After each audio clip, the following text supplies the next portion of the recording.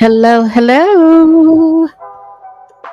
We're going to do this as quickly as we can.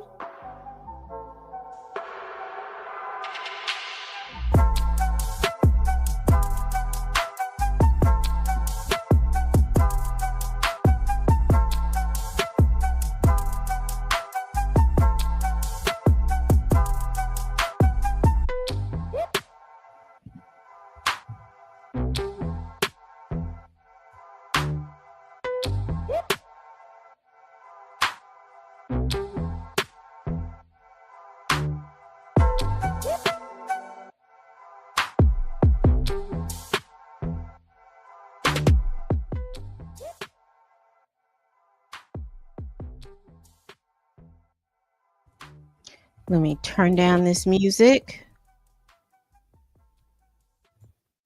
And good morning, good afternoon, or good evening. This is Pamela, and you are watching Pam Entertainment TV. Hey, let's talk. Let's talk about Diddy, and let's talk about the prosecution sentencing memo. There was another order that the judge. There was an order that the judge signed, and it was just basically allowing Diddy to wear street clothes to court on Friday. That's right. Diddy will be sentenced on Friday. So we have already gone over the defense's memo, and they basically want him to get anywhere from 14, 15, 16 months. They actually want 14 to 16 months. They have been arguing to the court in regards to either uh, that the judge acquit him or appeal the sentence, and then they either acquit him or he gets a new trial, and the new trial just goes under the for the Mann Act, just get it, because he was acquitted of those other things. So they have been going back and forth in that. Now I do not see where the judge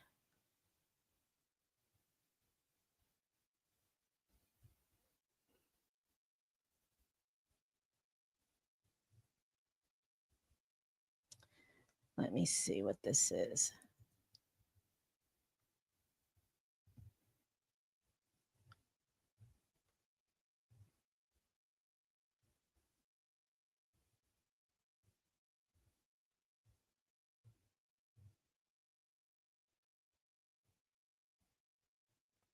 So I do not see anything, any sentencing or any another orders in regards to that order of allowing Diddy to wear civilian clothes when he gets sentenced. But that is not why we are here. We are here because we need to look over and go over the prosecution sentencing memo.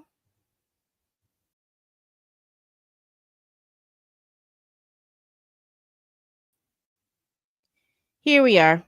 We're looking to look over this prosecution memo, and it's a doozy.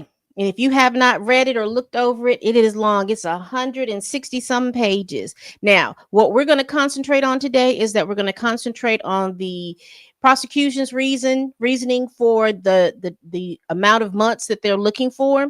We're going to go over some victim impact statements. Again, Diddy will be sentenced on which is actually this Friday, which is October the 3rd. So we will definitely keep you up to date on that and what happens with that. But again, we're going to be going over the prosecution sentencing memo. Again, I've highlighted some stuff. It's a whole big old doozy. The let me get you all to look at the intro page. Hold on.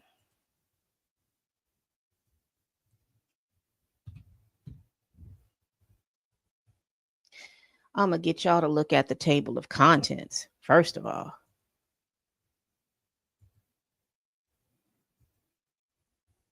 Look at this.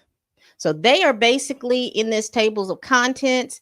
They are going over, I would say, the introduction, section 1, section 2, is pretty much as I read it. It's just going back over the trial and what the victim said and everything like that that happened in the trial.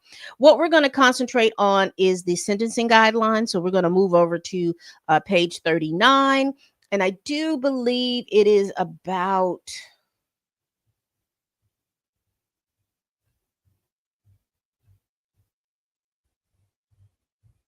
It's a doozy. It's We're going to start at page 39. And again, we're just going to read over what their reasoning is. We're going to go what they believe that the conclusion, and then we're going to go into the victim impact statements. Okay. I don't want to keep y'all long, but I do want to keep y'all long enough to hear what's going on. Okay. All right. Let's see where we are.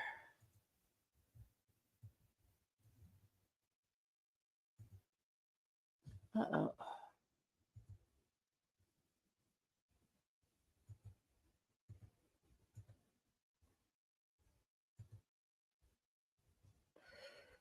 Oh, child. I'll tell you the truth.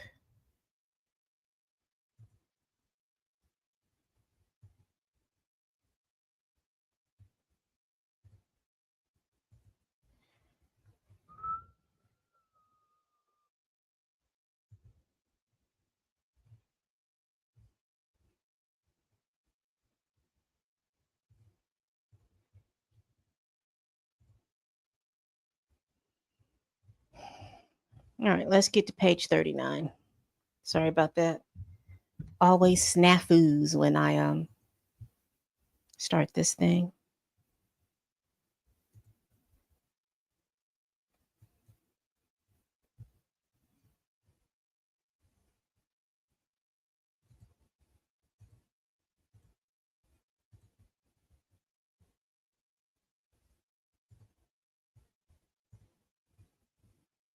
All right. Here we are starting on page 39. Let's make it bigger.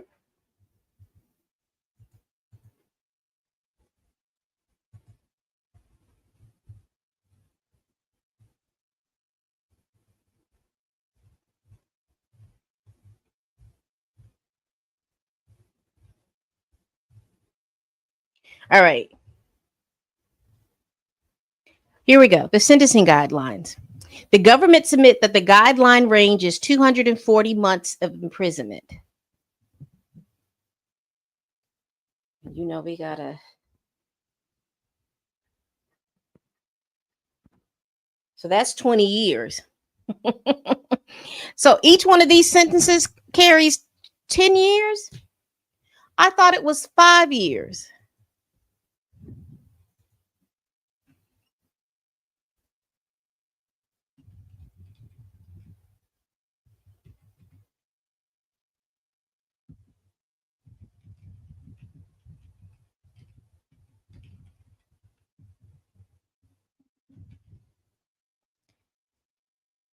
$10 years. Okay. So he's looking at 20 years.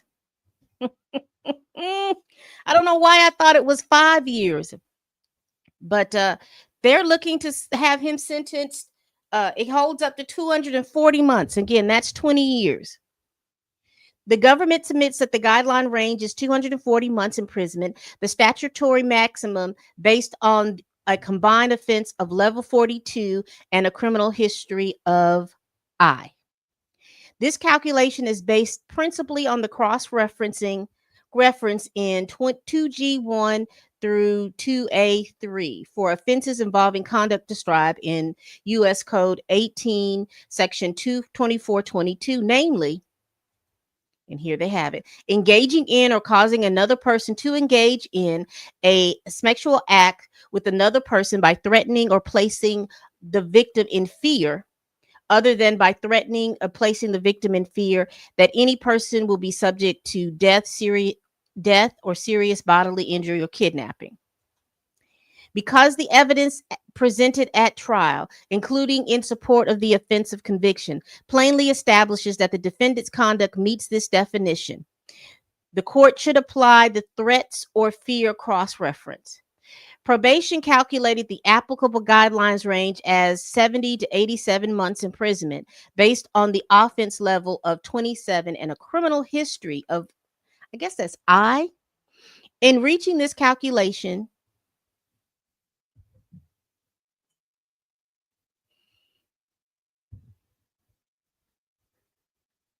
so probation wants him to serve seven and a quarter.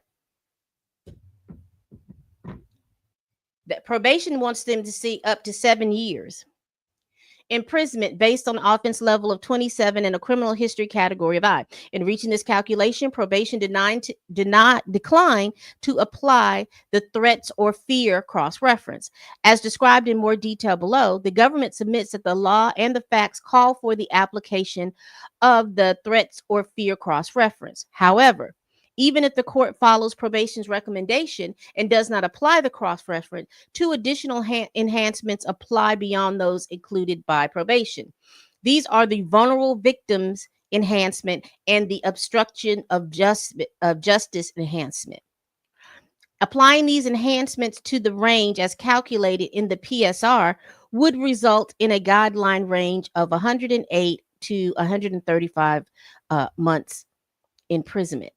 And so you all let me, because I have to try to remember.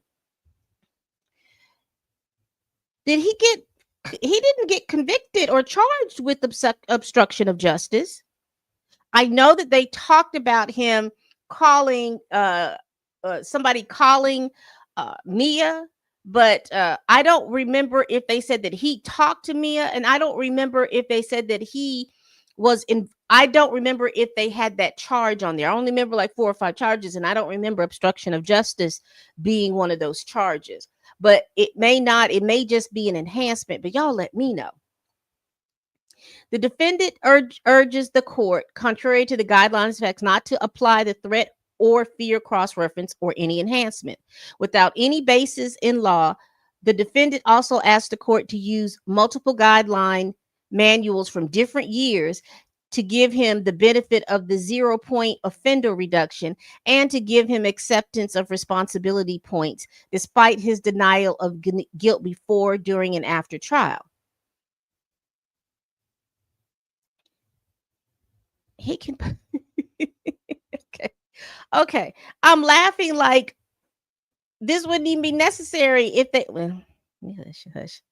But anyway, let me get their reasoning. The government's guidelines calculation. So we're going to get to what their guidelines, because you remember in previous videos, we have my. You remember I did my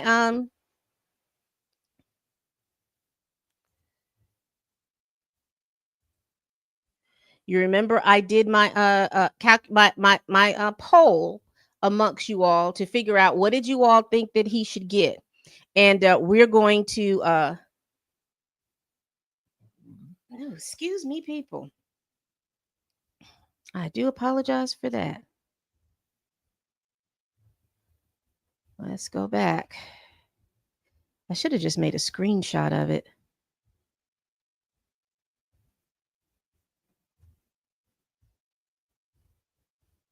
Here we go.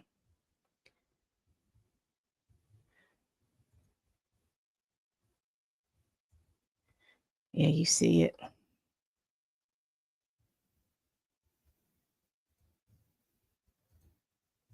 So 39% of you said that he was going to be serving up to 23 months from time served to 2 years.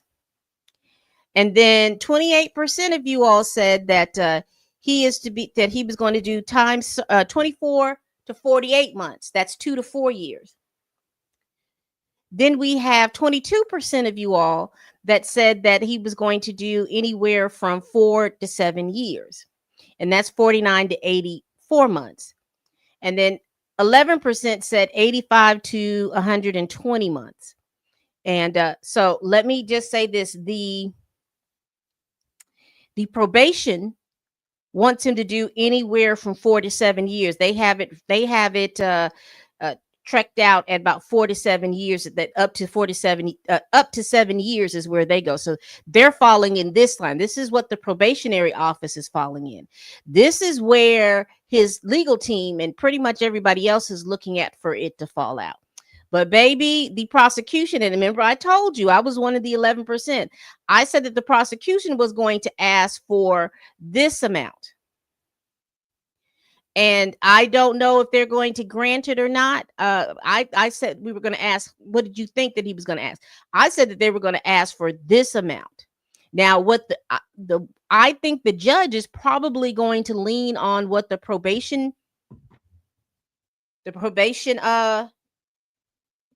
put forth. but we won't know. We're going to read over some of these victim impact statements, but we're going to see where they're going to lead off. But that is where I thought that they were going to lead off in. So let's go back to the government guidelines.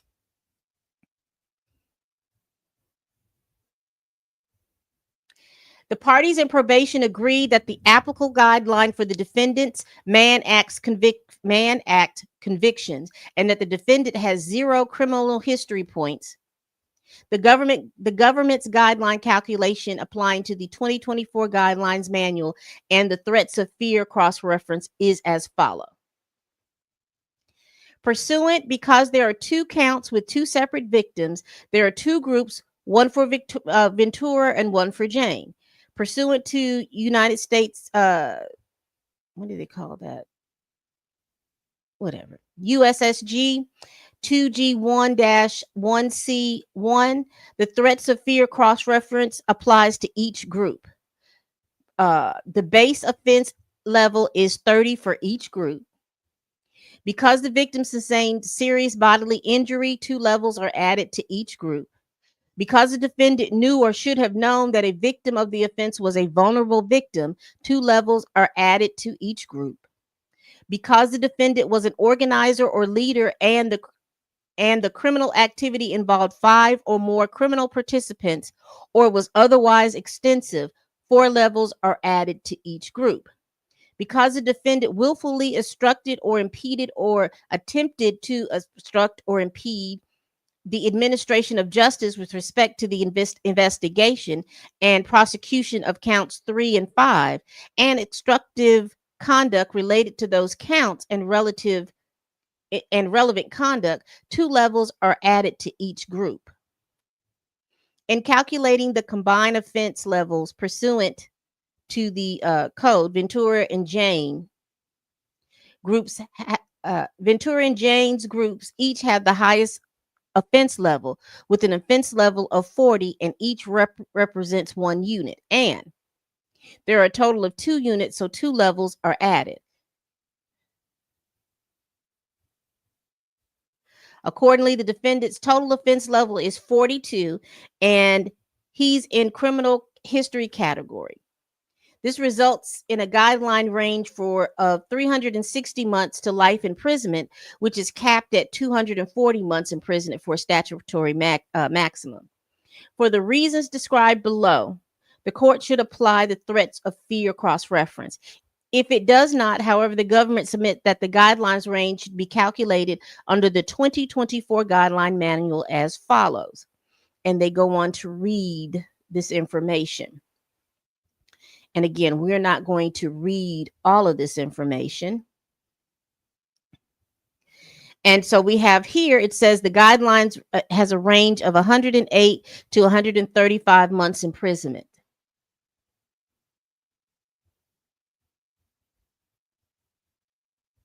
And that's their range they're going. And they went over, now they're going back over some of this stuff. They're showing some pictures of Cassie. You remember she had the gash in her forehead, all of these different things. They're going over there. So let's get down to the last page in the conclusion. And they pretty much have decided that they would like for him to have 135 months in prison. And that's about 11 years. They want him to do the at least one of the sentences because they carry up to 10 years. Yeah, so this is going to be 11 years, 11.25. So they're looking for him to be in jail because he's already been in jail for 1 month. So that's time served. So they're looking for him to do 10 years. All right. So we are going to move on from that. Again, the prosecution is looking for Diddy to do 10 years. It's really 11 years, but he's done a time served. So let me move you over here. All right, this is what I wanted to get. This is where I want to spend the bulk of my time here. I want to do the victim impact statements. Now, remember, Diddy will be sentenced on October 3rd, 2025. But this is where I want to be. I want to be here doing these victim impact statements because there are several. We've got notably,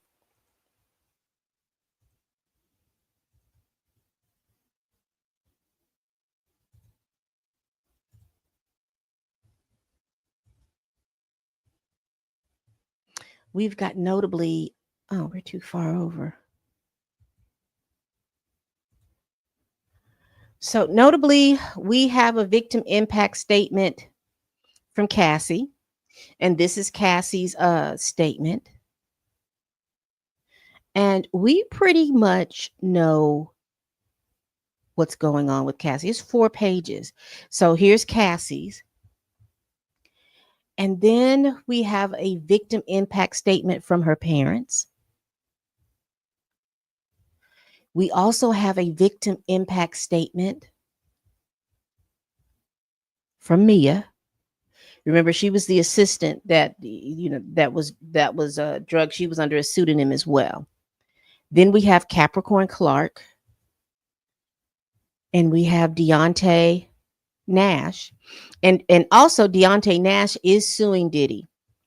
But this is the one that's interesting to me because this person did not testify.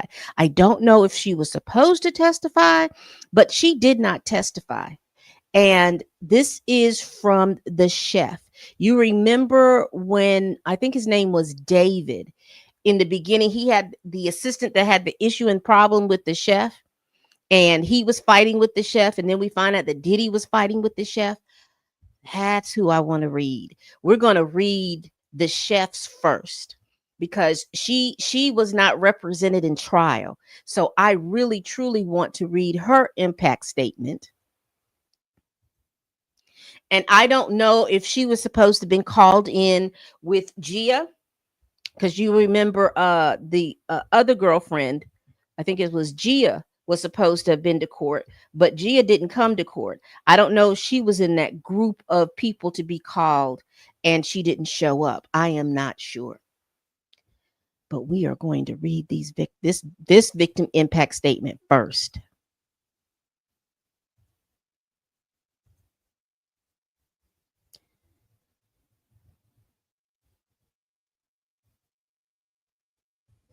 Give me one moment, y'all.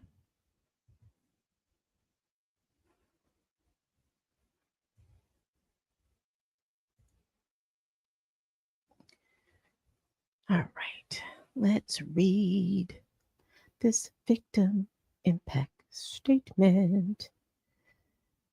I don't know why it does this.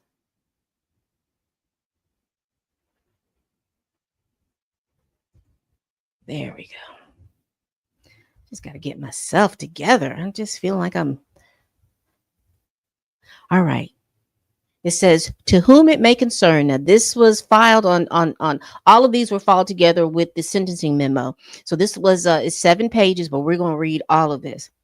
My name is Jordan Chaton Atkinson, and I was Sean Combs' personal chef from the summer of 2007 through the spring of 2010. So remember, she was around during that early time. She was around Cassie's time. So I don't know why they didn't call her to the stand as a victim. I don't know why they didn't. I didn't. We had heard rumblings that they were going to call her, but they didn't call her. During my time, I can say that I was extremely overworked, underpaid, mentally abused, exploited, and at one point, I was assaulted by Sean Combs. Not only was I exploited by Sean Combs, I was also exploited by his HR executive staff. Throughout my time there, they would constantly manipulate me into silence and staying in my position by saying that they would get help to ensure I had days off. There was also a time in which they told me to spearhead the creation of the Ciroc flavors. I was the one who chose, sampled, and tweaked the flavors throughout their inception, for which I was never compensated for. Baby, you ain't Sue?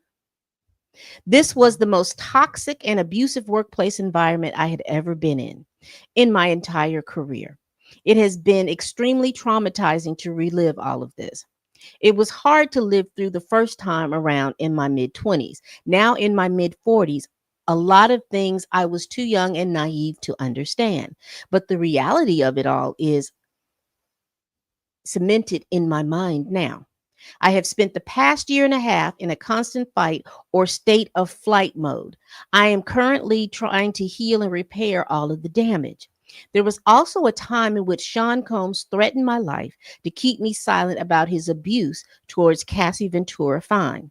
I have a journal from this time that I never read until Cassie's case came out in November of 2023. It was like opening a Pandora's box, reading what my 20-year-old self endured. I was there to witness the start of Sean Combs and Cassie's relationship. This has been an extremely traumatizing time in my life, past year and a half, having to unearth the past and relive it again. I never forgot what I experienced during my time there, but I sure buried it in order to survive. I spent the past 18 years building my career in the high profile sector, and this case has destroyed the life I worked so hard to create. When you become a personal when you become personal staff to high profile people, you become part of a secret society. Discretion is the foundation.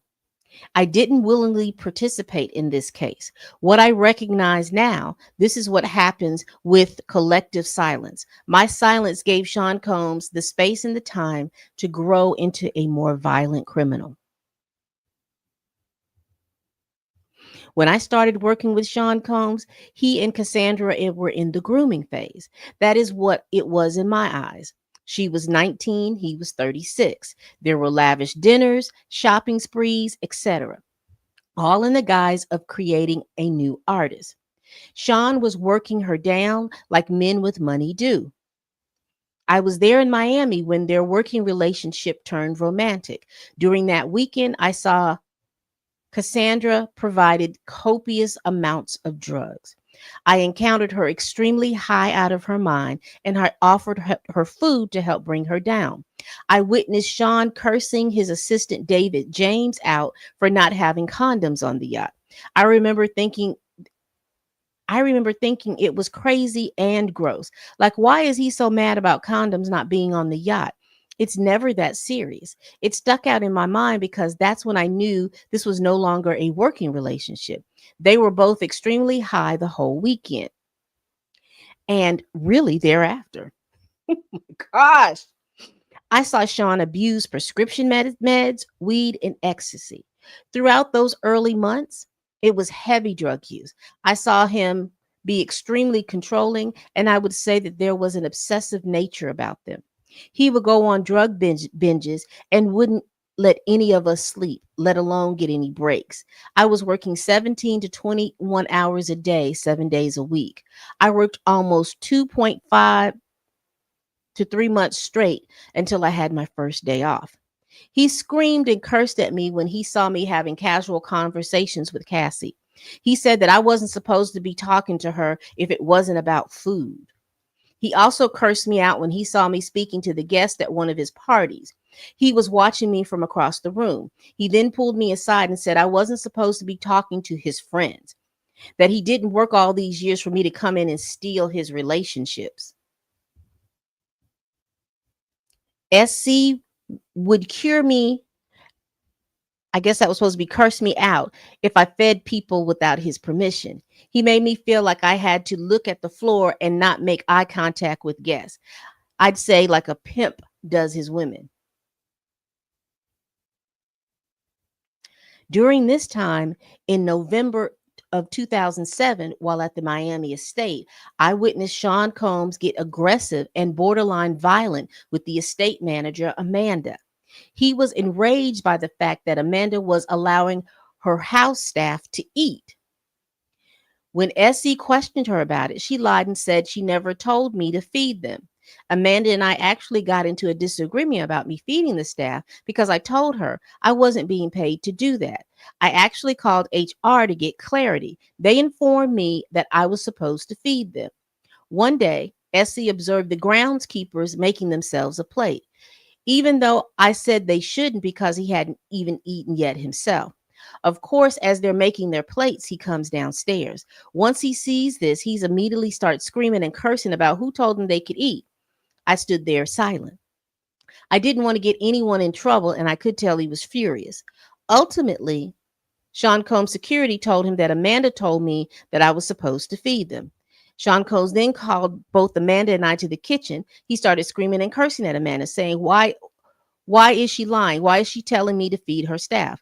Ultimately, as he's screaming, he gets up and throws a water bottle across the room, saying, I am a motherfucking king. And if you're lying to my fucking face right now, Amanda was saying she told me only to provide leftovers to the staff. I told her just to tell him the truth. Once he threw the water bottle, I got up and called Dia in HR. I used the phone where he couldn't see me. I asked Dia what should I do because I thought he might hit Amanda. I was instructed to get security to separate them, which I did, all while leaving the phone down on a ledge so Dia can hear everything. Amanda resigned not long after that incident. I believe it fractured their working relationship. Amanda and I never recovered. She blamed me for the incident. Soon after this trip, my hair started falling out and I was having anxiety attacks with heart palpitations. I asked HR if they can rush my benefits through because I needed to see the doctor. Lord, they hadn't put her benefits through? I was diagnosed with stress induced alopecia and extreme anxiety attacks. I was prescribed Zoloft. Throughout this time, I was constantly calling the office, asking for help, and begging for off days. When you work 17 to 24 hours a day, you never really rest because your body and mind are still racing when you lay down. And by that time, you have to get up for the next day. HR kept stringing me along, saying that they would get me help so I could have off days. I was so young, I just wanted to prove I could do it. So I stayed, thinking at some point things would change, and they never did. Ooh, she's given. Now, see, she would have been able to give such good clarity of information had she testified. In April of 2008 at the Alpine, New Jersey estate, and that's at that time, what's her name? Kim Porter was living in that estate. Sean Combs physically assaulted me. We got into a heated argument and I quit, which enraged him. He kept saying I couldn't effing quit on him. As I was walking out of the house, he was following me, screaming, cursing, and berating me. Once the door was open, Sean Combs used all of his might to push me out the door. I went flying in the air and ended up on my elbows and butt. But there were two steps to get up into the house, so it was a pretty hard fall. I called the police but hung up. I called HR and told them that I was going to sue him. Ultimately, HR told me that I would be blackballed and my career would be over if I sued him. They said that Sean had the power to blackball me and would end my career. Now, where else did we hear that from? We heard that from Capricorn Clark when it just started. I chose my career and I stayed quiet. I left for a few months, but was asked to come back. I was assured that this would never happen again, that Sean Combs would apologize and that they would find help so I could get off days. HR said that they would look at budgets for a pay increase. At this time, I was only making 65K. I wasn't working after I left. So when they called, I went back. Sean apologized, but none of the other things ever happened. So in 2008, 2009, they blacked out whatever that was. Excuse me. Genevieve called the office and I went to the kitchen phone to call 911. I was told to hang up and they would send his private doctors over. I was told to leave. So there was some kind of incident that happened that was blacked out that she's talking about that I don't think that they talked about in court.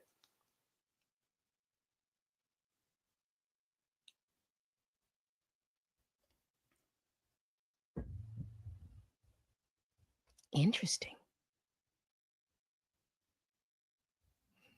Interesting. I'm wondering what it was that they talked about at court.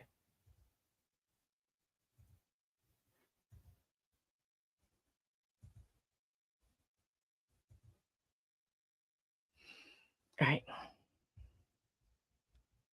So in 2008 or 2009, Genevieve called the office and I went to the kitchen phone to call 911. I was told to hang up and that they would send his private doctors over. I was told to leave. The incident was minimized. HR said that SC had a reaction to his prescription meds and alcohol. I told HR I knew what blank was, but I left it alone. SC had some of his prescription added to my prescription pickups a few times in Miami. But these incidents were example how I assumed rich people do things so that the public doesn't find out about their personal business, not understanding that some of this was illegal. In 2009 in LA, I was informed by bond SC security bonds, that's how it should have been, that Sean Combs brutally beat Cassie and that Bonds thought SC was going to kill Cassie. I was shocked as Bonds detailed the beating. He said that SC was punching her in the head and stomping her out inside the car. At one point, Cassie ran from the car and was dragged by SC through the concrete back into the car. Genevieve, the assistant, was in the car and she was trying to break it up too. Bonds was concerned about Genevieve as and said that she was hyperventilating. Bonds asked me to check on Genevieve. When I went to check on Jen, she acted like she didn't know what I was talking about. So I left it alone and went back to my post in the kitchen. Sean Combs came screaming and cursing in the shipping. Chef, why are you in my motherfucking business? What goes on in my relationship is my MF business. I will effing end you if you tell anyone. I took this as he would kill me. And you better not tell anyone in the office either, which made me realize HR told him I called them about the incident in Miami with Amanda.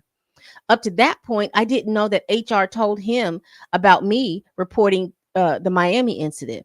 And that's the thing with human resources. Human resources is there for the corporation, they're not there for you. They're there for the corporation.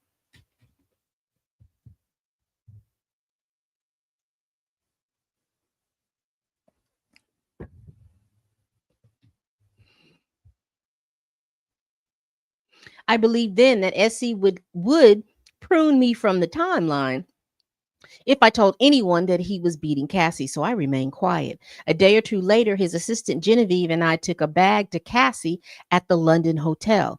I saw bruises on her face and arms. We never discussed it. We act like nothing happened.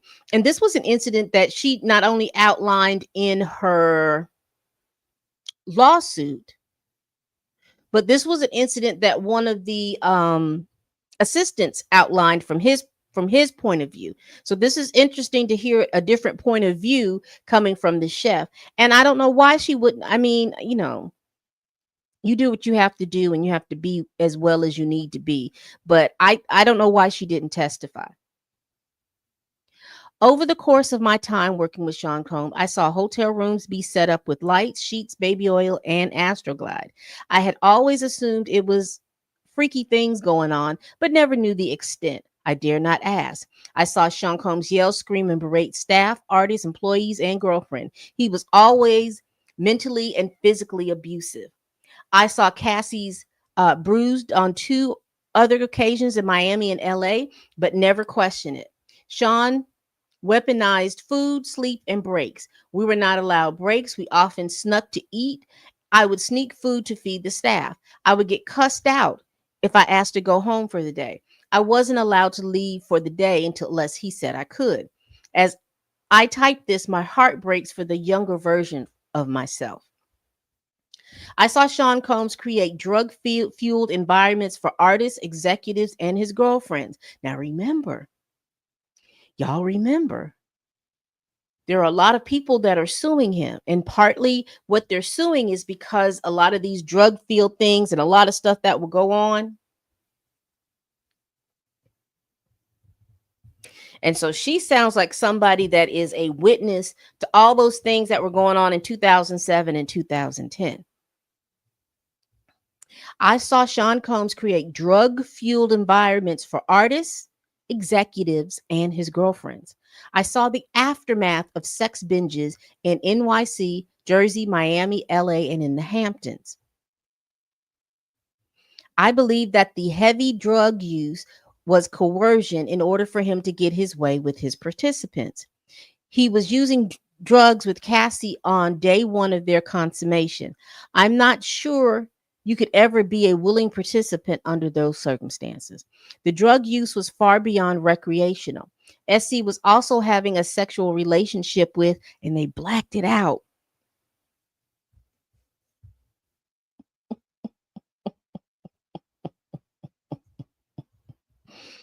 They blacked it out. I wonder why.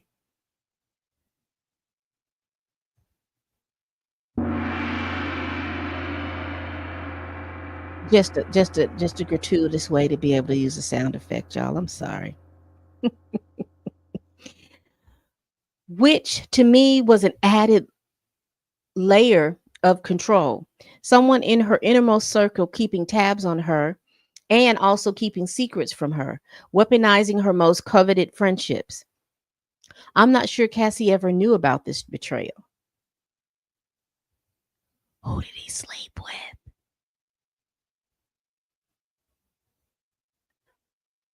See, that's nosy Pam right here. Who was this? The drug use was far beyond recreational. SC, to me,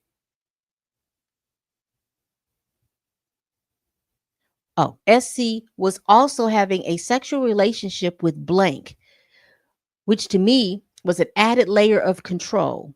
Someone in her innermost circle keeping tabs on her and also keeping streak. I wonder if that Mia. I wonder is that Mia.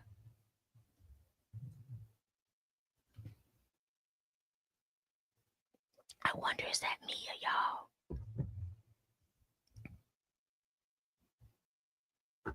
I'm glad I read this first. Over the years, I witnessed all of his assistants break down, and they each started abusing drugs and or alcohol in order to get through the workday. David started using drugs, and they blanked that out. Genevieve, I'm not sure, but after the 2009 beating in LA, they blacked that out. She left not long after. I would binge drink when I was told I was off and smoke weed to calm my nerves. My therapist would say I was self medicating with the weed. On March 20th, 2024, the feds showed up at my door in Atlanta, Georgia. I was terrified and I refused to speak to them without a lawyer present.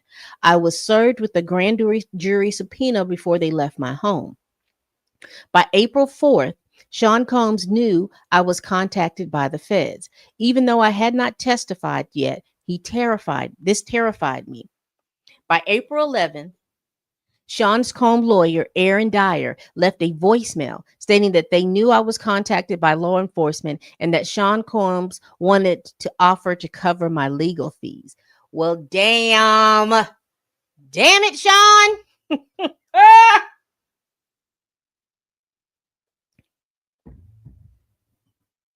I did not respond. They left and he left a voicemail. Woo, child. Maybe that's where the prosecution was talking about the obstruction of justice. They said that they would send out a blah, blah, blah, blah. I did not respond. I called my lawyers. They instructed me to disregard it. They said that they would send out a cease and desist. On April 15th, Aaron texted me about the voicemail and stated in text that they knew I was contacted and reiterated that Sean Combs wanted to cover my legal fees. I was extremely terrified because how did Sean Combs even know I was contacted? Well, because mm,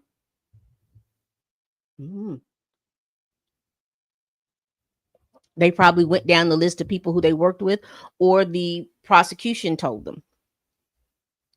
Now, I didn't trust him or the government. I didn't know what was going on. I felt like my life was in danger. On April 17th, 18, my Cadillac was broken into. My alarm system was tripped up. All the personal identifying paperwork in my glove compartment was taken out and neatly placed on my passenger seat. All the contacts in the middle console, which had a knife and a jewelry, which were also laid out.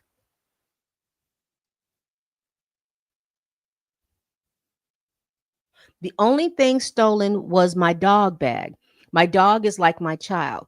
I took this as witness tampering and intimidation. In my mind, this was a clear threat. I called the police and filed a police report. I stated that the feds were at my house 2 weeks prior, that I believed that this was an intimidation because the person at the center of the case didn't want me talking. I don't have proof that this was Sean Combs doing, but I firmly believe that it was him. He was sending me a message, letting me know how easy it was to touch me if he wanted to. By the time I was being asked for months to be part of the documentary about Sean Combs, and I kept declining. I decided after Sean Combs made contact with me through his lawyers that I would do the documentary as a form of protection for myself in case anything more happened to me. I wanted it on record that he assaulted me and that I knew of the brutal 2009 assaults of Cassandra Victoria Fine, which is detailed on page 14 of her lawsuit against him. Sean Combs never denied the 2009 assault. He just threatened to end me to keep me silent. I took that as he would kill me. I accepted that he might have me killed for my participation in the documentary. Even now, I believe he could have me killed. Damn. After the 2016 brutal beating of Cassie was released, I realized that our collective silence only emboldened Sean Combs. He didn't get help. He didn't stop. He just got worse. The fact of the matter is, Sean Combs is an abusive maniac. He doesn't just physically, mentally, and financially abuse and exploit his girlfriends, but he does it to his staff as well. He has spent decades abusing almost everyone around him, unchecked. So many of us just wanted to create our dream careers, and Sean Combs has us living in a nightmare. Now, y'all remember, or if we have like collective amnesia, but y'all remember he wasn't paying his bad boy artist. Y'all remember that?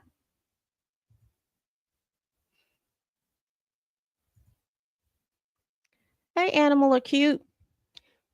Could the person that they redacted that Cassie didn't know about her friend that got scared and ran off, because I think it was Gene Deal that said every girl he got with her friends too. I don't know. Yeah. And you remember, and you know what? Listen, love, Mira. You know what I just remembered? I remember during the trial, one of the things that Kid Cudi said. Kid Cudi said that they took his you remember they said they took the Christmas gifts? They opened all the Christmas gifts and then lined the Christmas gifts up on the counter. Y'all remember that? And again, I am so glad I read this letter first, because she wasn't anybody that participated in trial. So this is something that I don't know when she wrote it, but I'll go back and check and see which page when she wrote this. But this is something that was explained in court, in regards to Kid Cudi.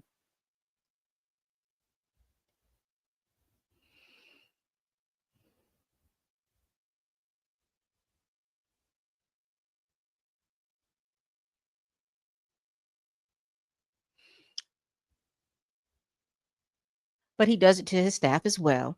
He has spent decades abusing almost everyone around him unchecked. So many of us just wanted to create our dream careers, and Sean Combs had us living in a nightmare. Reliving this all ha- Reliving this all has been extremely traumatic. Seeing him essentially get off of the most serious offenses is terrifying. This was a miscarriage of justice, in my opinion. For him to now say upon his release he wants to become a DV counselor is truly sick. Him and his legal team should be ashamed of themselves.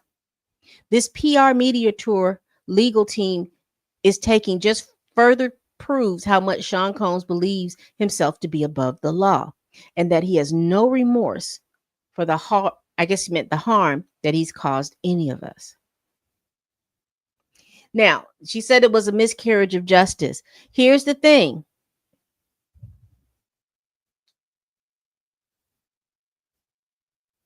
In order for them to have convicted him of that, the,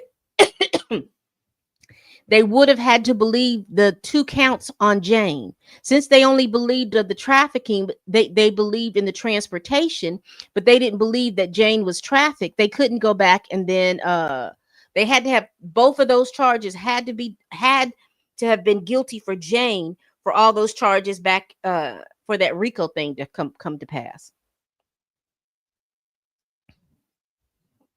Now they keep redacting stuff.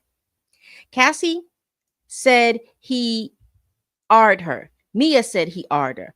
I believe he's a serial artist. We were both supposed to testify, but were ultimately removed at the last minute. There we go. That was my question. Why didn't she testify? Because so she was ready to testify. They just decided not to they put their case so heavily on Jane when she was the person that if the prosecution were truly not falling back on their laurels as if they had if they had won, she is the person that they should have had on that stand.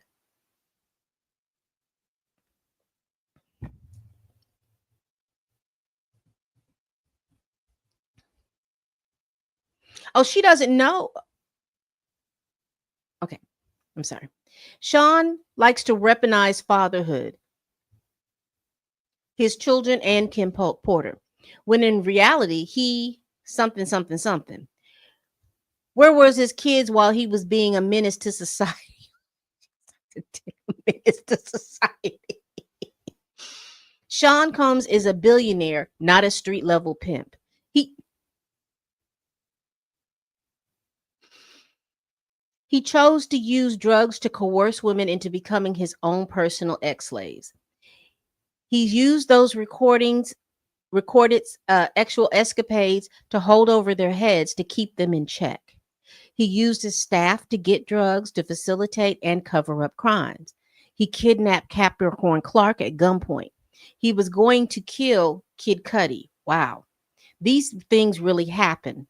It's sick how it's all been minimized. Nothing about what any of us endured was normal. The RICO was there the whole time. Sean Combs got away with it. Instead of being satisfied that he had essentially got off, he chooses to let his ego to keep driving him. Instead of being thankful, he and his team have decided to make a mockery out of all of his victims in the judicial system. So she did this August 12th, 2025. It is for these reasons I believe Sean Combs should get the maximum sentence available. I don't believe he can ever be rehabilitated. He's a master manipulator. I don't think he should be allowed to live in NYC, New Jersey, LA, or Miami. He should have to relocate to the middle of nowhere, far away from the places he preyed on and harmed so many people. Not only do I fear for my safety, I fear for all the witnesses that participated in this case.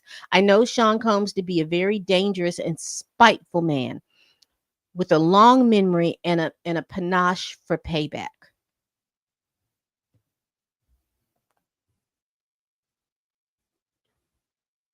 Jordan Shatan Atkinson.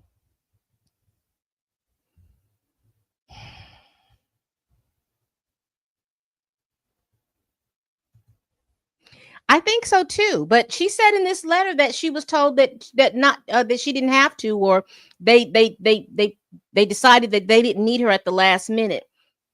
And I'm confused as to why they did that.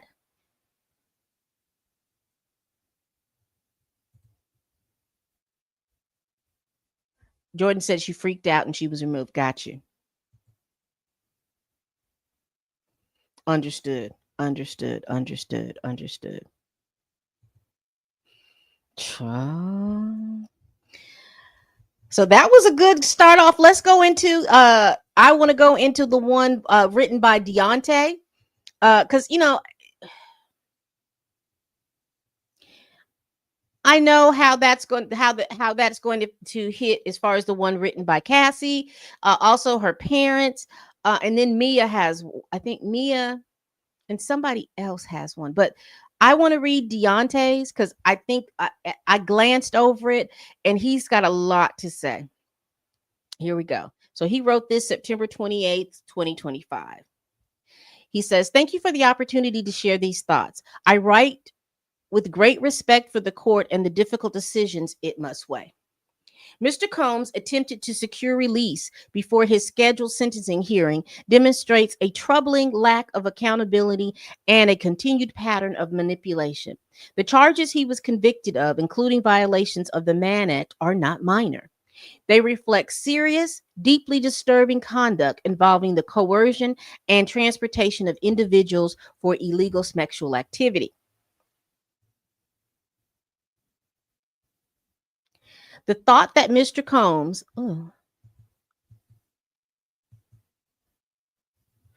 does not believe he deserves jail time is both disturbing and frightening. It underscores the depth of his lack of accountability and the danger he poses. Someone who refuses to acknowledge the harm they have caused, who believes that they are above the law, demonstrates the same pattern of manipulation and abuse that he has impacted so many lives. The fact that Mr. Combs believes that because he harmed people he claimed to love or called friends, he somehow deserves leniency is outrageous. That sense of entitlement makes his actions even more sickening. Yet Mr. Combs continues to treat this process as negotiable, as though he is merely managing a legal inconvenience rather than confronting the consequences of federal crimes. His efforts to preempt the court's process shows not only a lack of respect for the justice system, but also a refusal to acknowledge the severity of his actions. At one point, there was public indication that Mr. Combs intended to seek professional or mental health treatment. Whether that ever occurred or not remains unclear. What is clear, however, is that there has been no visible movement towards accountability. Rather than allow the legal process to proceed in good faith, he has focused on tactical maneuvers meant to bypass scrutiny and maintain control, soliciting letters of support, crafting PR statements, and attempting to manipulate public sentiment.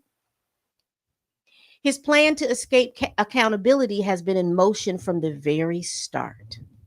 His violence has not been limited to private encounters, from orchestrated freak offs to assaults on staff and strangers. His behavior has left a long trail of victims, many of whom still live in fear. Some of the worst abuse was inflicted on people he claimed to love. This is not the story of one or two isolated incidents. This is the story of hundreds, possibly thousands of people whose lives have been scarred by his unchecked power and brutality. Mr. Combs must also refrain from comparing his crimes to those of others. His conduct stands out on his own and has set a new legal and cultural precedent.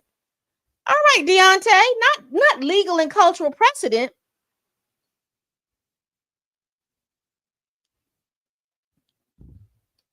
This is not about relative wrongdoing. It's about the individual accountability for a decade-long pattern of abuse.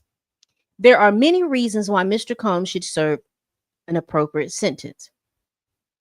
And so he got bullet points, y'all. Bullet points. Psychological impact on victims.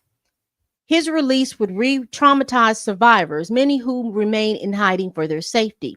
The court has a duty to uphold justice and protect those speaking out.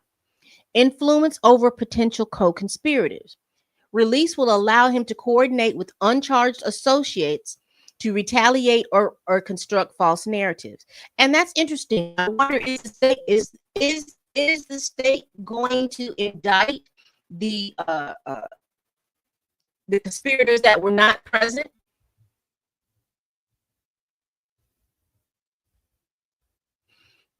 No remorse or accountability.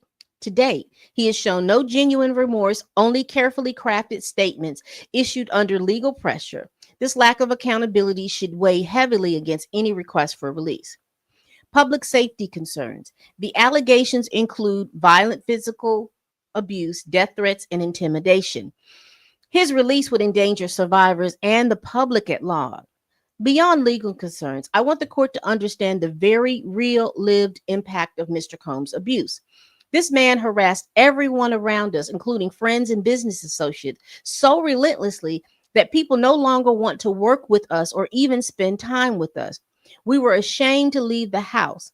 The balcony he hung Bana from, a place that once offered peace, became a site of terror. The home he had me in against my will was my own. The keys and phone he stole were possessions I earned through years of hard work. He robbed me not only of my safety, but of my dignity. His reach was suffocating. He has caused lasting damage to the lives and careers of nearly everyone in his inner circle, past, present, and likely future. Some compiled willingly, many more felt coerced. He taunted victims through song that contradicted the truth, creating false narratives that could never safely be challenged because of the fear he instilled. He pursued Cassie through her friends, despite both of us telling him she wanted no contact, and tried to manipulate situations by offering favors if I helped deliver her to him. He has openly declared to his victims that he does not respect or care about the legal system. If he does not respect the court should not extend to him any leniency.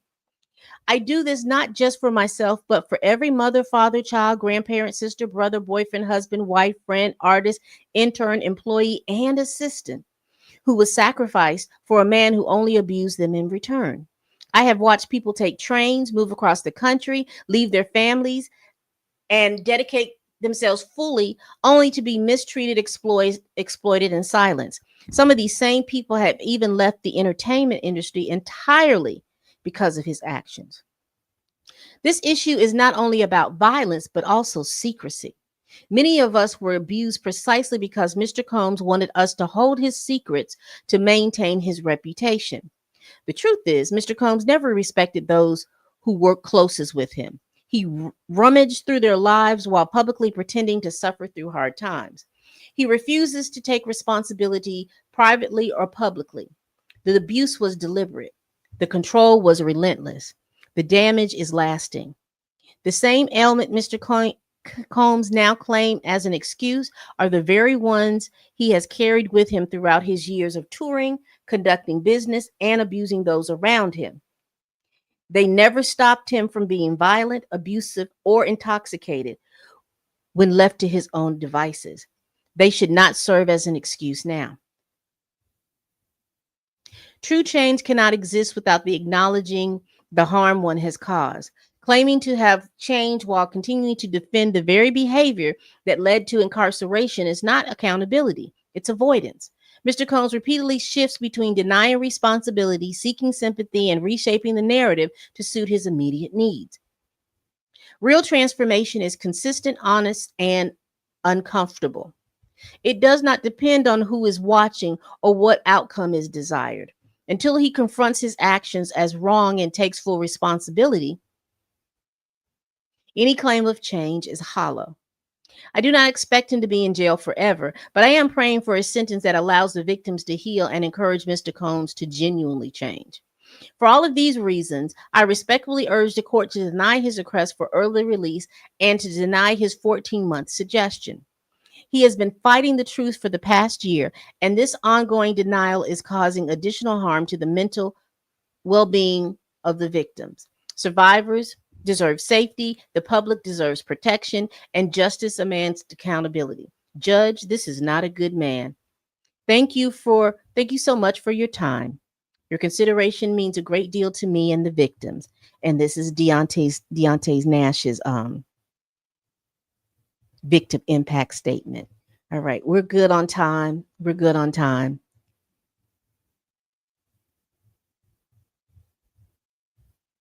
So Capricorn Clark has one. She only has one page. And we will read this. We'll read this. So what are y'all thinking? Y'all have any questions or anything to add in regards to Deontay Nash's impact statement that they're going to read on Friday?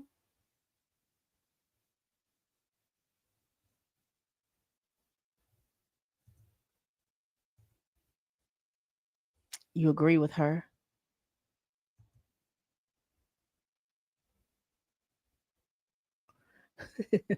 Animals are cute said that case was nothing more than the people above him showing him who's really in charge.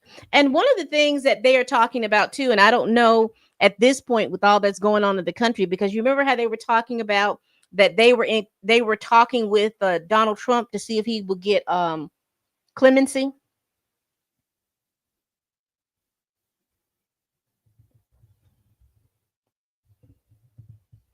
All right. Let's read Capricorn Clark. So she wrote this September 17th. I testified in your courtroom in this case in May 2025. As you heard, I worked from Puff from 2004 to 2012, and during that time, I got to know him very well. Since Puff fired me in 2012, he has had me blacklisted from the industry, and I've had to take on multiple jobs to garner anything near my worth. Today, I am a single mother to a nonverbal autistic little boy living in Los Angeles. This ordeal has taken 14 years of my life. My career trajectory halted at 33 years old. What I lived through working for Puff, and in particularly the events of December 2011, altered the course of my life and have haunted me for years. I feel that I paid with my life for the events that transpired that fateful day we had to relive in federal court. I never wanted this. For many years, I could not tell my story and lived in fear of Puff and fear of how I would feed my son.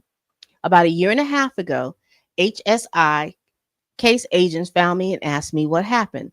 Those agents changed my life, and I would like to say that the Southern District of New York is the epitome of prestige and professionalism. I was handled with with care. But testifying publicly in front of Puff and his supporters was one of the hardest moments of my life. Every last word you heard from me was the truth. Yet I felt, and to be honest, still feel like I had to fight to prove that I am a victim because the purpose of kidnapping me wasn't for trafficking. What it was for something more serious, more sinister and grave: violence and absolute power, unchecked in the ultra rich and famous. It's insane to me that all of these things that people heard, 2 counts of prostitution of men, is the only thing that remains on the table. I wanted to speak up, to tell the truth, and do the right thing when I was asked to testify, but I'm afraid that women and girls in America feel less protected than ever wa- watching what just happened. The lesson seems to be that we should not speak up, not call law enforcement for help, and not say anything, but instead keep our heads down and try to make a way regardless of what happens to us. I'm afraid this may be the only realistic way to proceed in the modern world. The last ray of light is that you provide justice to us. You have a chance to finally help him know that he can't just do whatever he wants to people. There are repercussions and consequences. He cannot just destroy other people's lives. Karma will come back in hundredfold ways. I would like Sean Combs to serve an additional time in a correctional institution. I believe that serving more time will save Puff's life, as time away from his money, drugs, and power is the only punishment he will recognize.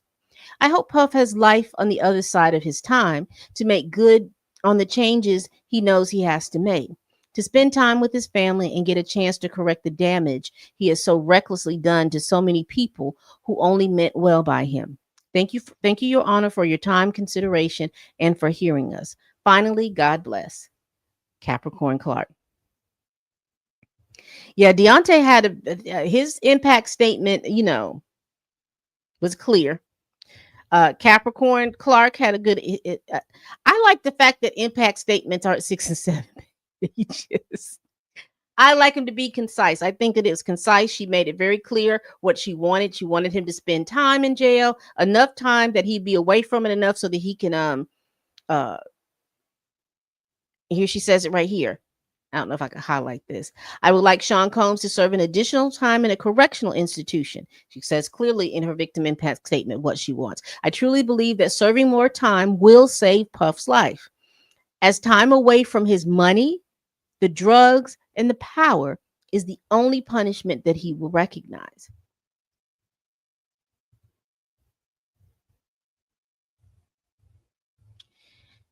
All right. How are we on time? We're good. We're good. So we may get to Cassie's victim impact statement. I like Capricorns because it was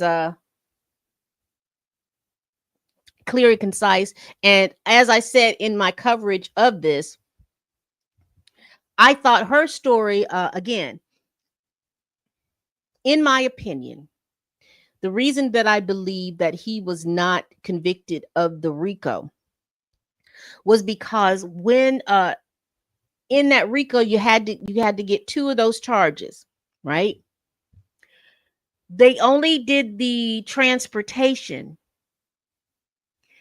They didn't believe in Mia because the way that RICO they can expand it because it really is only be for 5 years, but they can expand it beyond those 5 years if there wasn't a break in the continuity of what happened. And so since Gia didn't testify,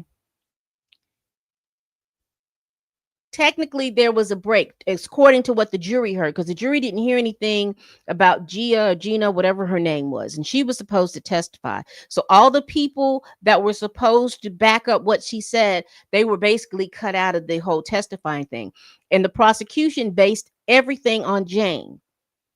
The problem with the situation with Jane is no one, I don't think the jury believed that she was trafficked.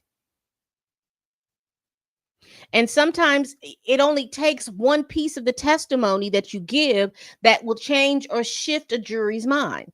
And when she testified that she attended a freak off of another known hip hop artist,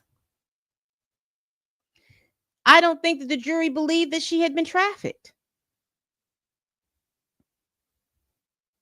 So because they didn't believe that she had been trafficked and that she hadn't been they believed in the transportation for the prostitute, but they didn't believe in the trafficking. So since they didn't believe in the trafficking, then because those two charges, trafficking and the transportation, are parts of the RICO. Since there was a break, anything before that break was inadmissible because they saying that the behavior, as the jury saw it, the behavior stopped.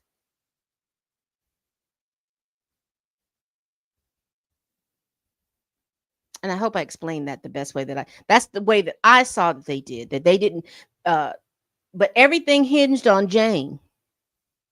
Everything hinged on Jane. So I don't think Capricorn Clark was going to get any justice because everything hinged on Jane. And she was your weakest link.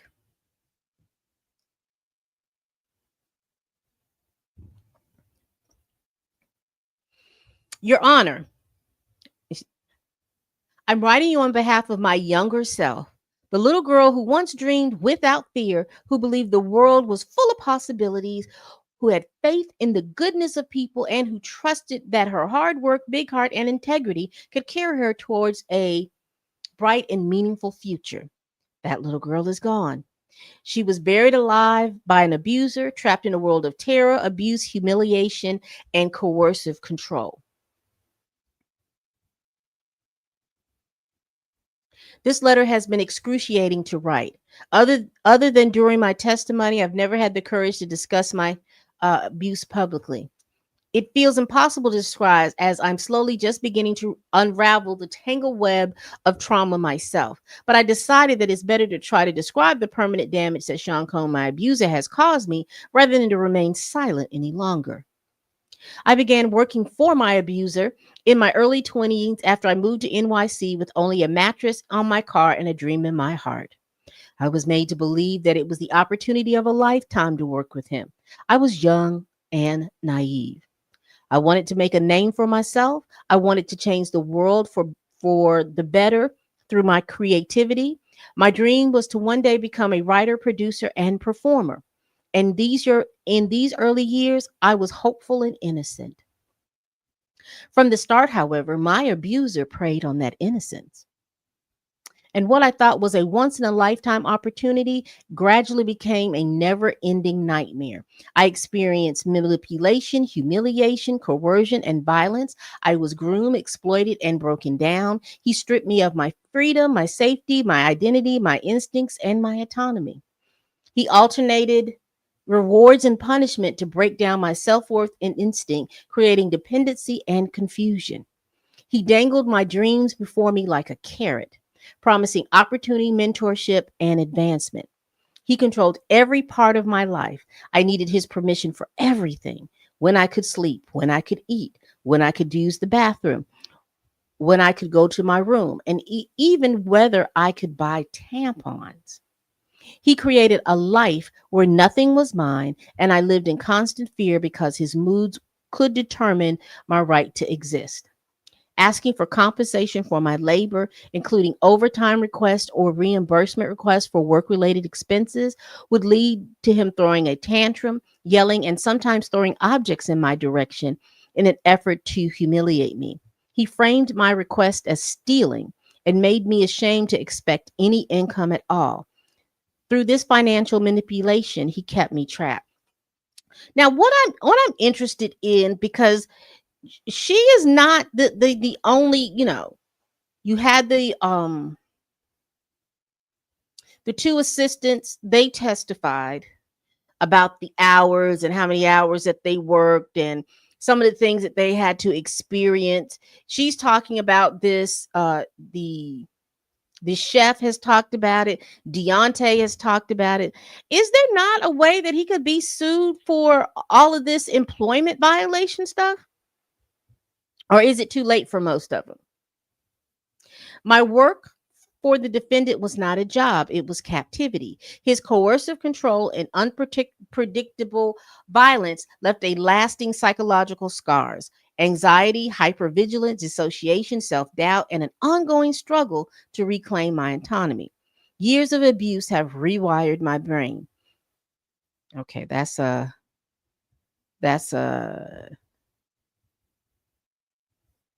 counselor speak. Even today, I feel trapped in the mental and emotional patterns he created.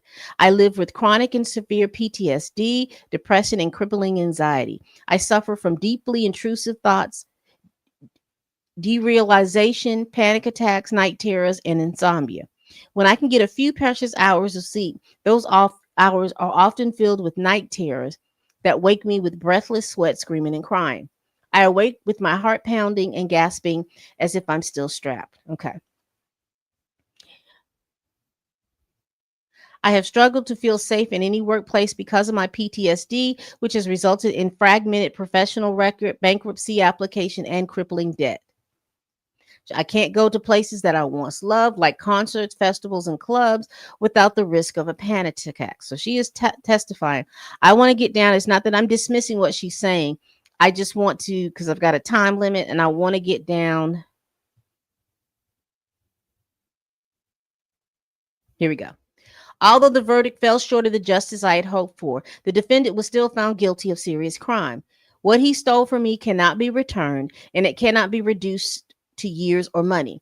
He stole my freedom, my sense of safety, my ability to trust myself and others, and my confidence. He stole my dreams of having a stable, healthy family of my own, my career trajectory, and both my creative work product and creative aspiration. He stole 16 years of my life, time I should have spent developing into an independent woman that I was meant to be. My life has been profoundly broken. I am pleading on the behalf of my inner child, the sweet, hopeful, bright eyed girl who could not survive the defendant's abuse, and for the woman I should have become who was robbed of her future.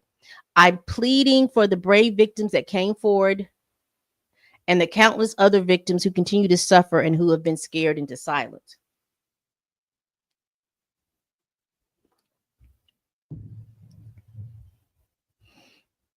Your Honor, I ask that you do justice through the sentencing that you imposed on October 3rd. The defendant's wealth, power, and fame should not place him above the law. These forces have shielded him for too long. I ask you to deliver a sentence that reflects the full measure of harm that he has caused. The years of coercion, financial abuse, humiliation, physical and sexual violence, and the profound trauma that he has inflicted as a result. I ask you to deliver a sentence that takes into account the ongoing danger my abuser posed to me and others, a sentence that honors the truth and the pain and the lives that have been destroyed, a sentence that gives us hope, protection, and justice. Please help us believe that the legal system can offer justice to innocents and vulnerable victims, and that those with power, wealth, and influence cannot destroy lives without consequences. Help us believe in a world where survivors are heard, believed, and protected. Help us restore the belief that the good can prevail. Help us ensure that no one else suffers as we have.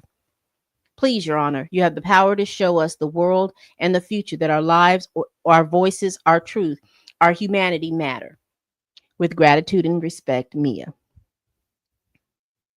Again, I didn't read all of hers because I think Cassie's is long.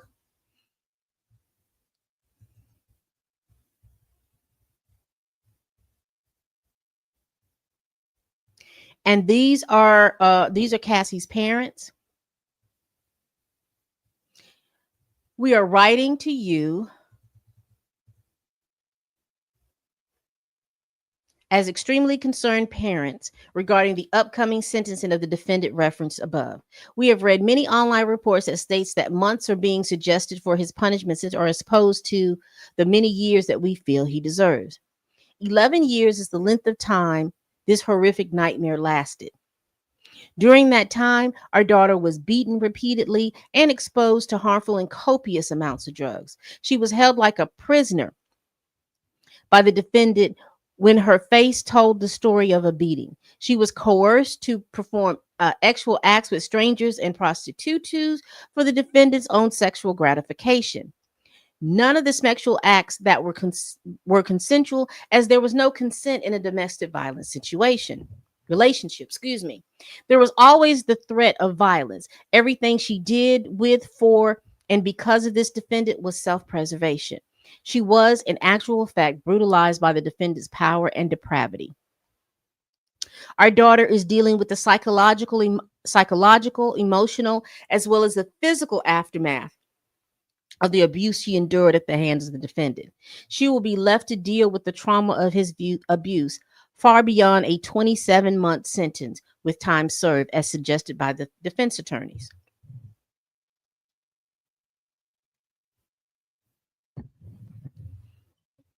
We believe the charges that the defendant was convicted of are not only federal crimes, but also severe violation of human self-worth and freedom.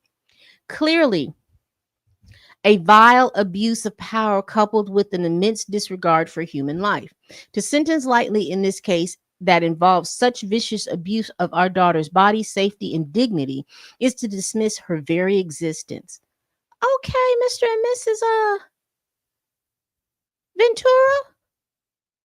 To sentence lightly in this case that involves such vicious abuse of our daughter's body, safety, and dignity is to dismiss her very existence.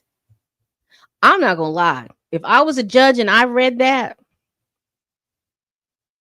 that would have hit me. And I, he's the court and he's supposed to do it, but that would hit me to hear someone say something like that. To sentence lightly would also send a dangerous message. A sentence that is handed down in months instead of years sends a message that such repulsive behavior can happen without meaningful consequence.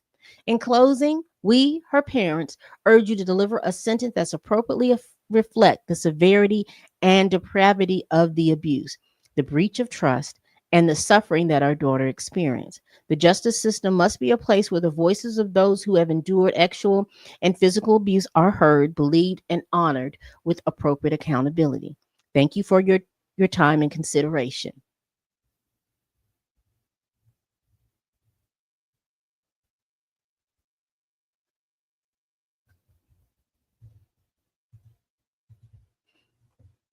Listen, Animals Are Cute says they are all saying the same thing, which shows that there's a pattern. They all can't be lying. Listen,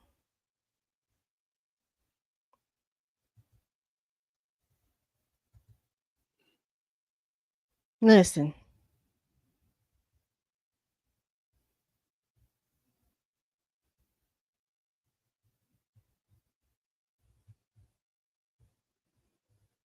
Do you all remember? Because when you even talk about, do you all remember when Diddy's son was playing football? Was it for UCLA or USC or somewhere out there in California? You remember how he picked up a kettlebell and either threw it at the coach or whatever it was, and you remember he had those particular charges, and I think those charges got dropped or whatever happened to those charges. You remember that video that showed him screaming into the phone to Mama Beast, nothing can stop me?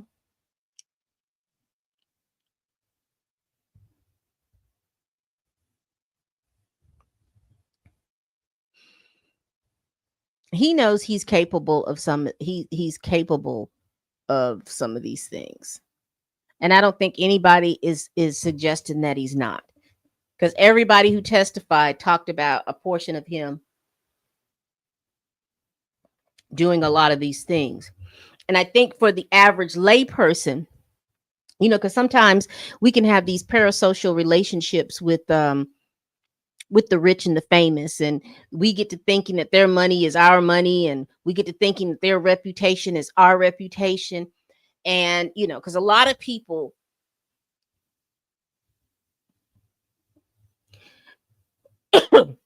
believe, he just hired prostitutes. He just hired prostitutes. He shouldn't, that shouldn't keep him in jail for a certain period of time. And they talk about the Mann Act, because originally this act does have a racist past, because it was particularly, it used to be called the White Slavery Act, and this had to do with coming out of Reconstruction and then going into Jim Crow, where you had a lot of self-made black men, and some of those men were taking white wives or being with white women, and that was a no-no, and they couldn't stop it in some places, particularly uh in some of the northern things, because at that point as far as marriage was concerned, each state had their own marriage rules. So you knew down south, black folks couldn't marry white folks and vice versa. But up north and maybe out west, it was frowned upon, but it wasn't encouraged. So in other words, they would go up to the court. There was nothing legally stopping them. However, it social norms at the time was stopping that. All right. So we've made it to Cassie, y'all. Are y'all ready? Are y'all ready? Again, if you all are in here, make sure y'all are hitting that like button.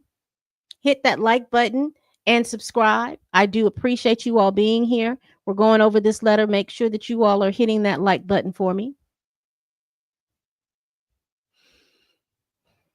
All right, here we go with Cassie. And this is the last one. And we're doing because I want to keep this live under 2 hours.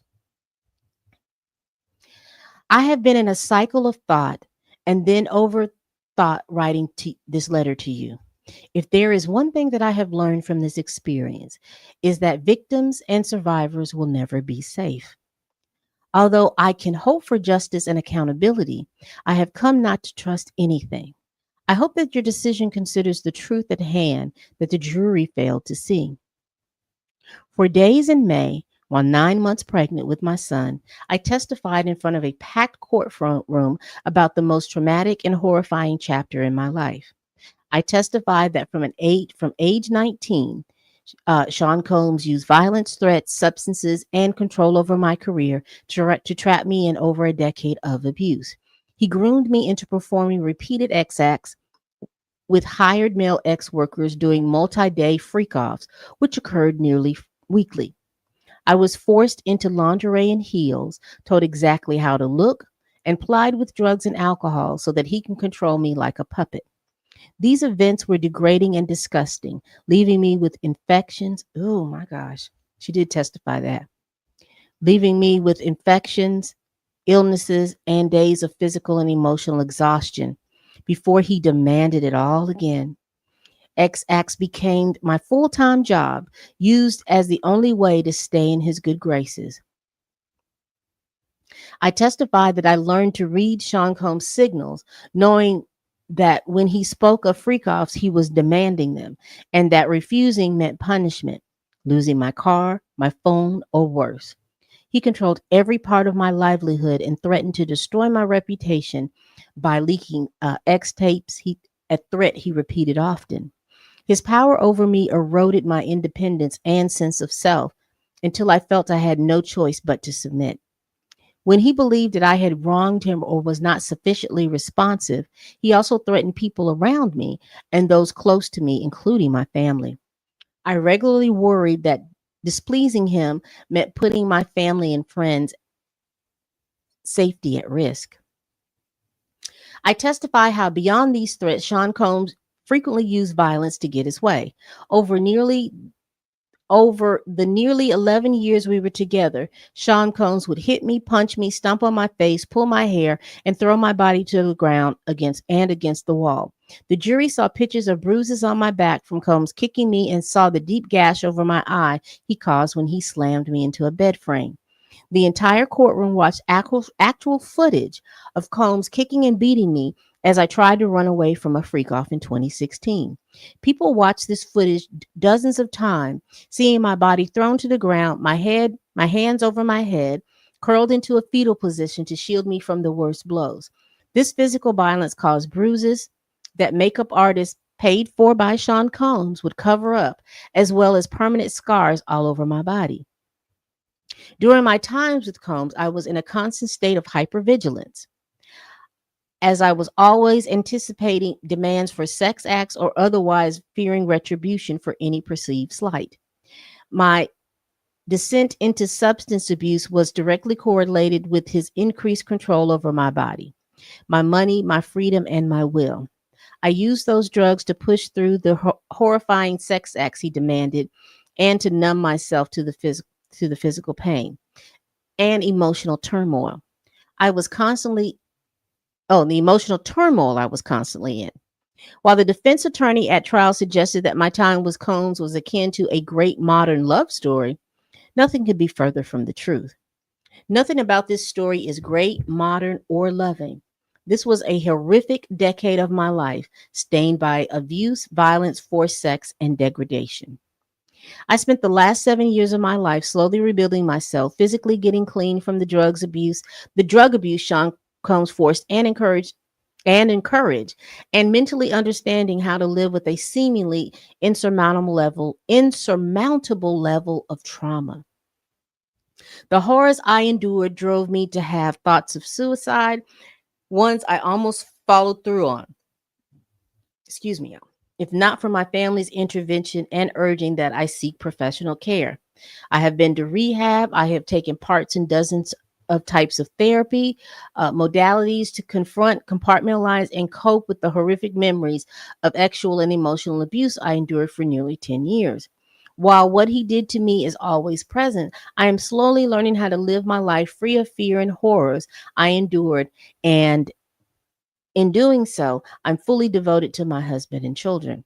I still have nightmares and flashbacks on a regular basis, every day, on a regular, everyday basis, and continue to require psychological care to cope with my past. My worries that Sean Combs or his associates will come after me and my family is my reality. I have, in fact, moved my family out of the New York area, and I'm keeping as private and quiet as I possibly can because I'm scared if he walks free, his first actions will be swift retribution towards me and others who spoke up about his abuse at trial. As much progress as I have made to recover from this abuse, I remain very much afraid of what he's capable of and the malice he undoubtedly harbors towards me.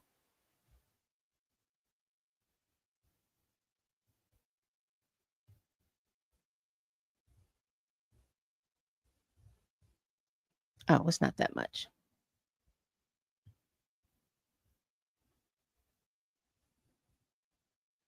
His defense attorney claimed he is a changed man and he wants to mentor abusers. I know firsthand what real mentorship means, and this disgusts me. He's not being truthful. I know that who he was to me, the manipulator, aggressor, the abuser, the trafficker, is who he is as a human being. He has no interest in changing or becoming better. He will always be the same cruel, power hungry, manipulative man that he is. When I came out with my allegations in my civil case, he flatly denied them again and again. It was only after actual footage corroborated the exact words in my civil complaint that he issued an insincere apology on the internet. Thanks for the footage and my testimony. This is also something he will forever be associated with. Over a decade, Sean Combs made me feel powerless and unimportant. But my experience was real, horrific, and deserves to be considered. While the jury did not seem to understand or believe that I engaged in freak offs because of the force and coercion the defendant used against me, it wasn't that.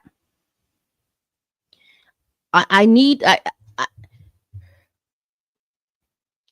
I believe the jury believed Cassie. I believe the jury believed Capricorn Clark. I don't know how they believed or tied in Kid Cudi with the fire out on his car,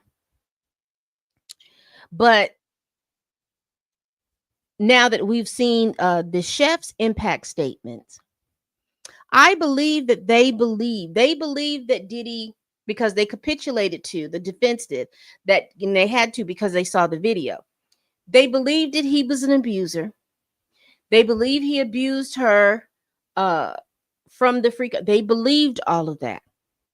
I believe that they believed Cassie, but the way that law was written in their jury instructions, they also had to believe Jane. Jane. They had to believe Jane. They did not believe Jane. Therefore, when they did not believe Jane in the trafficking part, it broke that chain. It broke it. Now, if Gia would have, she was very important. If she would have testified, that would have continued. If Gia, honestly, she would have testified, I think that that would have been the chain that they needed.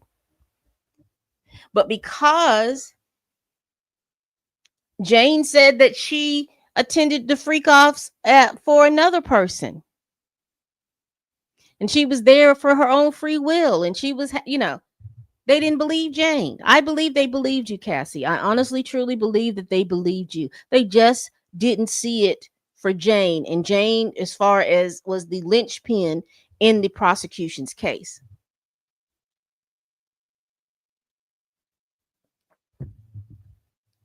I know that is the truth, and his sentence should reflect the reality of the evidence and my lived experience as a victim. Reliving in detail the events and truths described throughout the trial, and this letter causes me tremendous emotional pain. I'm trying with all of that to move on. I hope that your sentencing decision reflects the strength it took for victims of Sean Combs to come forward. And I hope your decision considers many lives that Sean Combs has upended. Thank you for your time and attention.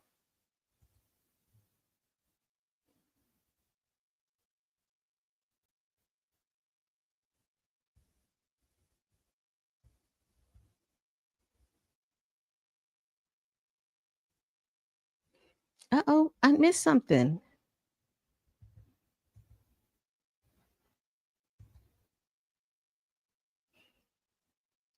Oh, I missed something. Oh, but we've read all the victim statements and we have enough time for this. But y'all, the judge has, you remember I told you that Sean Combs' teams was pushing for an acquittal or a new trial? Honey, the judge has put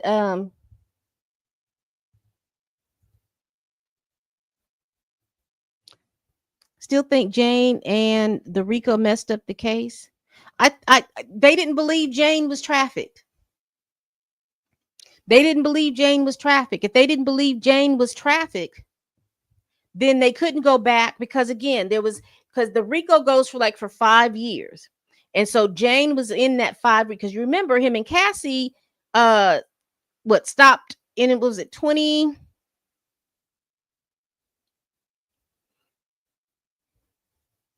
was it 2018, 2019? And then he picked up with Mia, I mean not Mia, what's her name? Jane in 2022. So there was a break in time. Now we know that there was no break in time because he went from Kim Porter and then he brought on Cassie, and then with Cassie he brought on Gia, and then he had Gia, and while he had Gia he had Jane. See, Gia was the linchpin that bonded the Cassie days and the Mia days.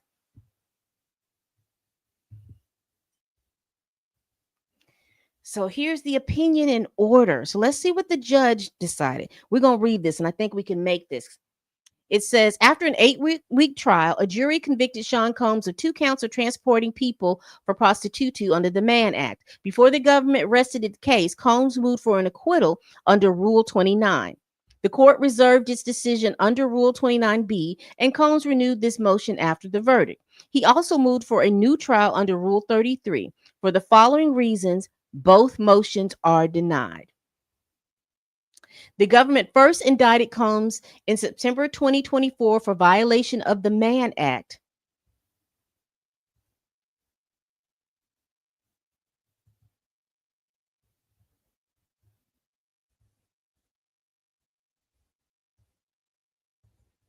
Hold on, y'all.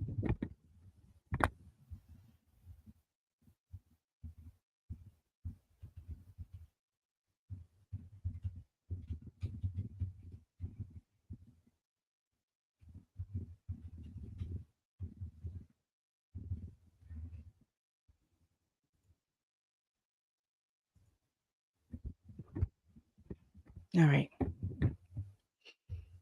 The government first indicted Combs in September 2024 for violation of the Mann Act for violations of the Mann Act, for X trafficking, and for racketeering conspiracy.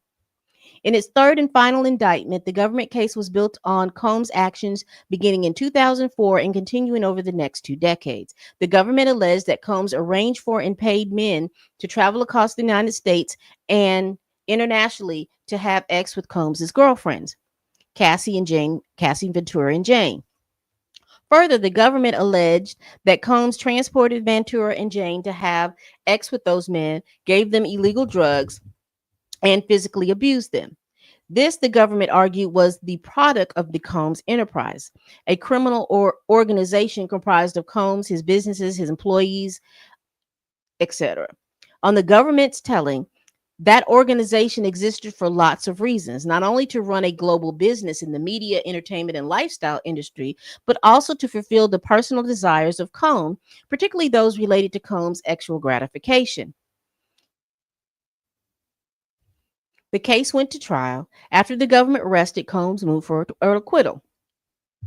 That motion focuses mostly on the racketeering and the X trafficking, but also contested the Mann Act charges. With respect to the Mann Act, Combs argued that the escorts who testified didn't travel across state lines, that they disavowed that they were paid for X or engaged in prostitution, and that they sometimes were paid even when they did not have the X. The court withheld its decision and the charges went to the jury. The jury agreed with Combs about the trafficking and the racketeering charges, acquitting him on both, but it disagreed with Combs about the Mann Act, finding him guilty. Combs now renews his 29 motion and also moves for a new trial under Rule 33. Here's the legal standards that he used. On the defendant's motion, a court must enter a judgment of acquittal of any offenses for which the evidence is insufficient to sustain a conviction. Evidence is insufficient to sustain a conviction only if it's non-existent or so meager that no reasonable jury could find guilt beyond a reasonable doubt. As the Second Circuit explained, a defendant challenging the sufficiency of the evidence bears a heavy burden. Because the reviewing court is required to draw all permissible interferences in favor of the government and resolve all issues of credibility in favor of the jury. Under Federal Rule Criminal Procedure 33, upon the defendant's motion, the court may vacate any judgment and grant a new trial if the interest of justice also requires. Generally, the trial court has broader discretion to grant a new trial under Rule 33 than to grant a motion for acquittal under Rule 29, but nonetheless must exercise the Rule 33 authority sparingly and in the most extraordinary circumstances. In the exercise of its discretion, the court must weigh the evidence and credibility of witnesses. At the same time, the court may not wholly assert the jury's role.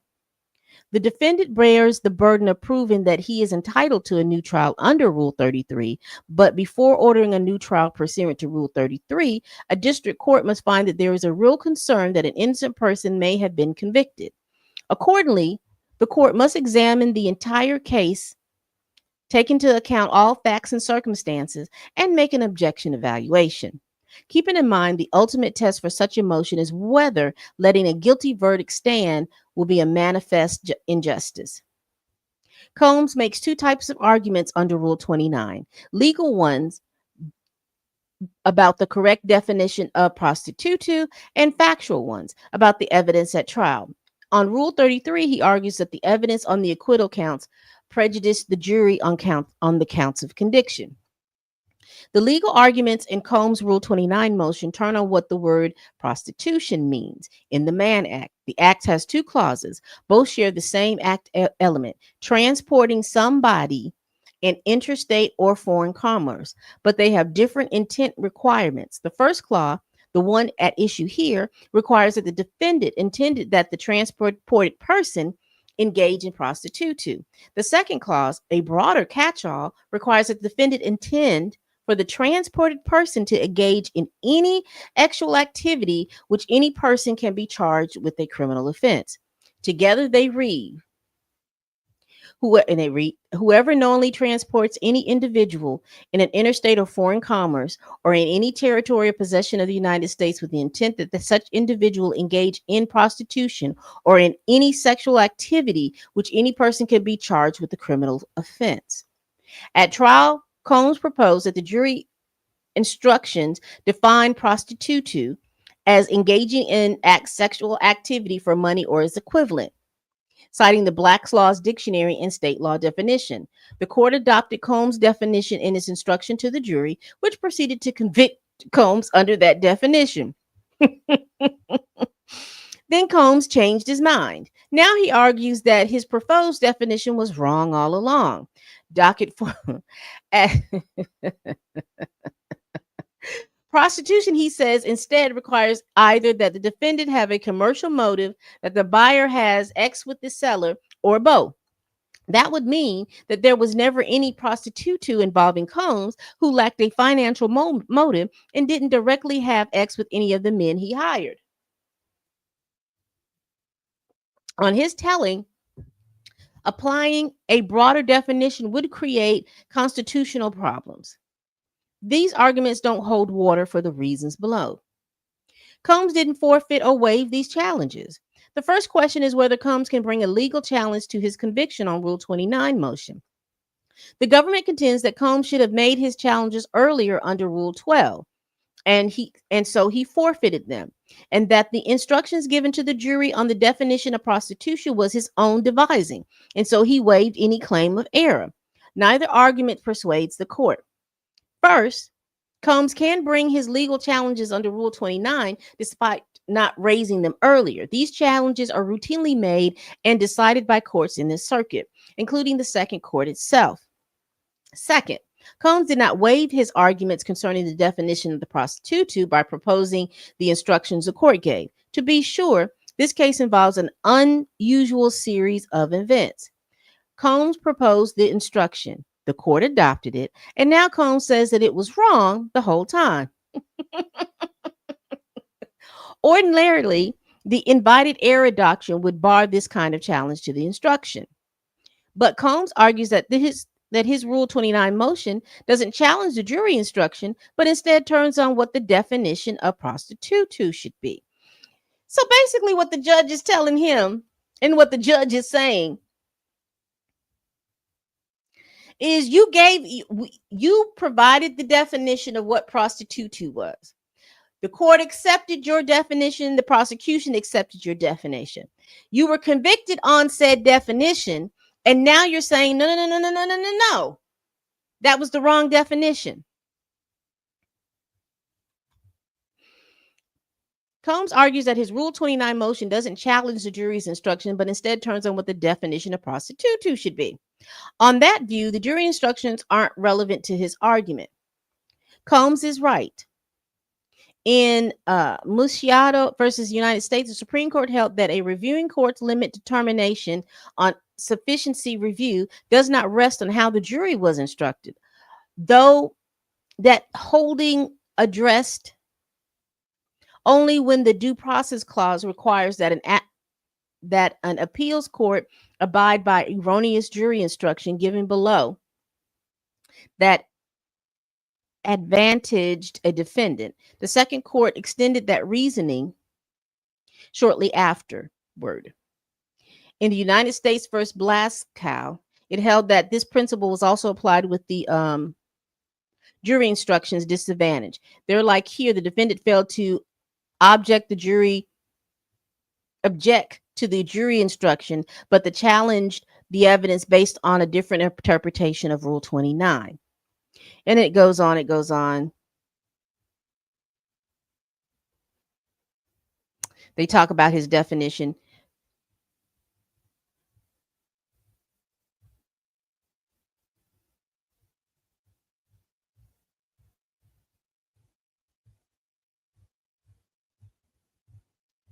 You know where I'm going, y'all. I'm looking for the conclusion.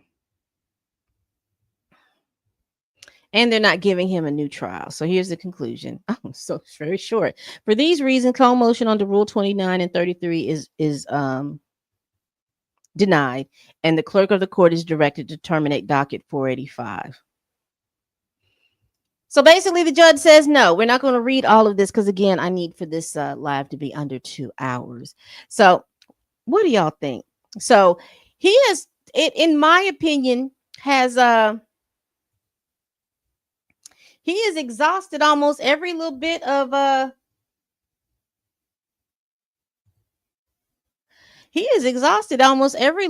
his all of his stuff to try to get out of jail. He has exhausted every road. So, yeah. Friday's going to be something. So, today we went over the prosecution's sentencing memo. They are looking to have him serve 135 months, which is 11 years. We went over the victim impact statements. We did the impact statement from the chef, Jordan. We went over Deontay Nash's. We went over Mia's. We went over Mr. and Mrs. Ventura's victim impact statement. And lastly, we read over Cassie's victim impact statement. We also went back, it was a good thing I rechecked that docket. We also went back to the judge denying Diddy's motion for an acquittal and denying Diddy's motion for a new trial.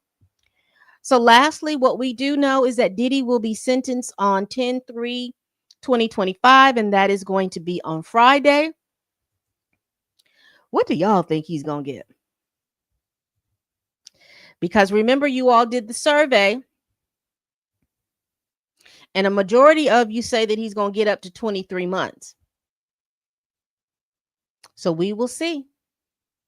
We will see. All right, people. We do this every week. Please make sure that you like, comment, and subscribe. Y'all make sure y'all share this video if you care. Y'all, Diddy is going to be sentenced on Friday. Again, I think the victim impact statements from Deontay, from the chef, and from Cassie were compelling, quite compelling. And also the fact that he denied that those two motions that he pulled up, that Diddy pulled up, one for wanting to be acquitted of the charges and also to get a new trial. The judge told him no. Mm, mm. All right, people. We will see what's going on Friday. All right. Please tell a friend, tell a kin, tell a coworker, tell that heifer that you can't stand that I'm over here making these videos. And as always, people, bye bye.